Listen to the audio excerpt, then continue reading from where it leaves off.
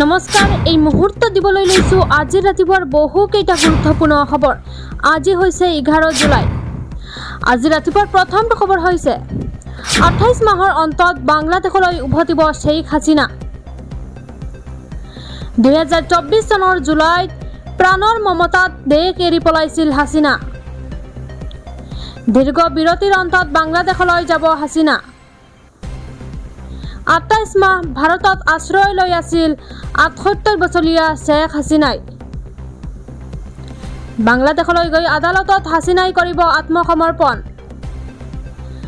আৱামী লীগৰ সতীৰ্থসহ বাংলাদেশলৈ উভতি যাব হাছিনা। ইতিমধ্যে বাংলাদেশৰ পূৰ্বৰ চৰকাৰে ঘোষণা কৰিছে হাছিনাৰ মৃত্যুদণ্ড। ছাত্ৰ বিদ্ৰোহক সেও মানি 2024 চনত পতন হৈছিল হাছিনাৰ চৰকাৰ। পিতৃ মাতৃক সমাধিস্থ কৰা স্থানতে মোৰো মৃত্যু হওক। তেওঁলোকৰ তেজ বৈ যোৱা স্থানতে মোৰো সমাধিস্থ হওক। 28 মাহৰ অন্তত বাংলাদেশলৈ উভতিব শ্বেইখ হাছিনা। আজি ৰাতিপুৱাৰ পৰৱৰ্তী খবৰটো হৈছে ৰাজ্যত বন্ধ হ'ব শিক্ষাৰ্থীৰ স্কুটি বিতৰণ প্ৰক্ৰিয়া। ডক্টৰ বাণীকান্ত কাকতি মেধা বঁটা আঁচনি বন্ধ কৰাৰ সিদ্ধান্ত গ্ৰহণ। অহা বৰ্ষৰ পৰা ছাত্ৰীসকলে লাভ নকৰে স্কুটি। ডাঙৰ সিদ্ধান্ত গ্ৰহণ হিমন্ত বিশ্ব শৰ্মা চৰকাৰৰ। এই বছৰেই শেষবাৰলৈ ছাত্ৰীয়ে পাব স্কুটি। এই বৰ্ষত 18,000 ছাত্ৰীয়ে পাব স্কুটি। নিযুত মইনা আৰু নিযুত বাবু আঁচনিৰ সম্প্ৰসাৰণৰ বাবে এই সিদ্ধান্ত। ৰাজ্যত বন্ধ হ'ব শিক্ষাৰ্থীক স্কুটি বিতৰণ প্ৰক্ৰিয়া। ডক্টৰ বাণীকান্ত কাকতি মেধা বঁটা আঁচনি বন্ধ কৰাৰ সিদ্ধান্ত গ্ৰহণ। অহা বৰ্ষৰ পৰা ছাত্ৰীসকলে লাভ নকৰে স্কুটি। ধন বিতৰণ প্ৰক্ৰিয়া পুনৰ আৰম্ভ ঘোষণা বাজেটত। আগষ্ট আৰম্ভ হ'ব বন্ধ হৈ থকা ৰেচন বিতৰণ। আজি ৰাতিপুৱাৰ আন এটা খবৰ হৈছে আগষ্ট আৰম্ভ হ'ব বন্ধ হৈ থকা ৰেচন বিতৰণ। হিতাধিকাৰীক প্ৰদান হ'ব দাইল, চেনি, নিমখ আৰু চাউল। অব্যাহত থাকিব বিধৱা আৰু বৃদ্ধ পেঞ্চন। কৃষকক বছৰি 11,000 টকা প্ৰদান কৰা হ'ব। PM কিষাণৰ অধীনত লাভ কৰিব এই ধন। আগষ্ট মাহৰ পৰা নতুন ৰূপত আৰম্ভ হ'ব অৰুণোদয় আঁচনি। ধন বিতৰণ প্ৰক্ৰিয়া পুনৰ আৰম্ভ ঘোষণা বাজেটত। আজি ৰাতিপুৱাৰ পৰৱৰ্তী খবৰটো হৈছে ব্যৱসায় কৰি স্বাৱলম্বী হ'ব খোজা যুৱক যুৱতীলৈ সোণালী সুযোগ। আবেদন কৰিয়েই ক্ষুদ্ৰ উদ্যোগৰ কাম কৰিব পাৰিব আৰম্ভ। 3 বছৰলৈ চৰকাৰৰ অনুমতি নোহোৱাকৈয়ে উদ্যোগ গঢ়িব পাৰিব। ইণ্ডাষ্ট্ৰিয়েল এলেকাত অনুমতি নোহোৱাকৈয়ে গঢ়িব পাৰিব ক্ষুদ্ৰ উদ্যোগ। ইণ্ডাষ্ট্ৰিয়েল এলেকাৰ বাহিৰতহে ল'ব লাগিব অনুমতি। নিবনুৱা যুৱক যুৱতীৰ বাবে অসম চৰকাৰে ল'লে এই ডাঙৰ সিদ্ধান্ত।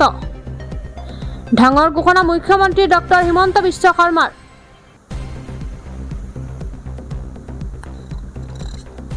আজি ৰাতিপুৱাৰ পৰৱৰ্তী খবৰটো হৈছে 5G নামত চলি আছে 4G স্পীড। নেটৱৰ্কৰ সুবিধা দিয়াত ব্যৰ্থ মোবাইল কোম্পানী। নেটৱৰ্কৰ নামত গ্ৰাহকক লুটি আছে মোবাইল কোম্পানীয়ে। আমাৰ পৰা ৰিচাৰ্জৰ নামত ধন ঠিকেই লয়, কিন্তু 4G গৈ 3G হয়, 5G গৈ 4G হয়। 4G 5Gৰ যি স্পীড পাব লাগে সেই স্পীড গ্ৰাহকে নাপায়। গ্ৰাহকক লুটি পুটি খাইছে মোবাইল কোম্পানীসমূহে। ৰিচাৰ্জৰ মূল্য বৃদ্ধি কৰিছে কিন্তু স্পীড কমি আহিছে। ৰিচাৰ্জৰ নামত ধন যিমান লয় সিমান নেটৱৰ্কো স্পীড কৰক। মোবাইল নেটৱৰ্কৰ বিৰুদ্ধে সৰব বিধায়ক জাকিৰ হুছেইন খিকদাৰ। আজি ৰাতিপুৱাৰ পৰৱৰ্তী খবৰটো হৈছে এটা ব্ৰেকিং নিউজ। ফিফা বিশ্বকাপক লৈ সমৰ্থকৰ মাজত প্ৰচণ্ড কাজিয়া। এই পৰ্যন্ত 17 জনৰ মৃত্যুৰ খবৰ। প্ৰতিপক্ষৰ মাজত প্ৰচণ্ড ছুৰীকাঘাত আৰু মাৰপিট। 17 জনৰ মৃত্যুৰ বিপৰীতে আহত 100ৰো অধিক। দুখন দেশৰ সমৰ্থকৰ মাজত কাজিয়াৰ চূড়ান্ত ৰূপ। আৰ্জেণ্টিনা, ব্ৰাজিল, ইজিপ্তৰ অনুৰাগীৰ মাজত চলিছে ভয়াৱহ আক্ৰমণ। সমৰ্থনকাৰী দলৰ পতাকা উৰুৱাক লৈ বিদ্যুৎ স্পষ্টৰ ঘটনা। বিজয় শোভাযাত্ৰাৰ সময়ত সংঘটিত হৈছে শোকাবহ পথ দুৰ্ঘটনা। এতিয়াৰে পৰা তাৎক্ষণিকভাৱে ঘূৰাই পাব আপোনাৰ ধনৰাশি। আজি ৰাতিপুৱাৰ পৰৱৰ্তী খবৰটো হৈছে এতিয়াৰে পৰা তাৎক্ষণিকভাৱে ঘূৰাই পাব আপোনাৰ ধনৰাশি। চাইবাৰ অপৰাধৰ বিৰুদ্ধে অসম আৰক্ষীৰ একশ্যন।